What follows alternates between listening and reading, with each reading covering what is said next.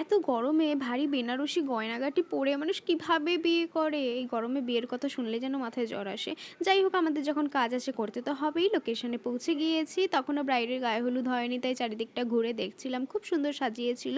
আর ছোট্ট করে একটা পরিচয় দিয়ে দিই, আমার মাসির ভাগ্নির বিয়ে ছিল এটা। তো মাসি এখন তার ভাগ্নিকে বরণ করছে। গায়ে হলুদের রিচুয়ালসগুলো হলো।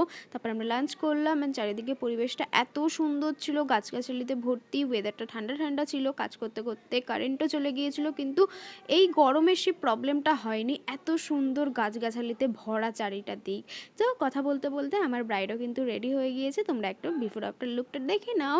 দিদি খুব সিম্পল সাজতে চেয়েছিল, হিজিবিজি আই মেকআপ কিচ্ছু চাইনি। তো আমার বেস্টটা দিয়ে আমি ট্রাই করছি, দিদিকে কেমন লেগেছে বলবে। তারপরে বোনের মেকওভার করাচ্ছিল, দেন মাসিকেও সাজিয়েছি। তারপরে কিছুক্ষণ বিয়েবাড়ি এনজয় করলাম। তখন তো পুরোই টায়ার্ড লাগছে। বিয়েবাড়ি যখন গেছি, বিয়ে না দেখে আসতে কি মন চায়? একটুখানি বিয়ে দেখে তারপর বাড়ি চলে এলাম। আজকে ব্লগে পর্যন্ত।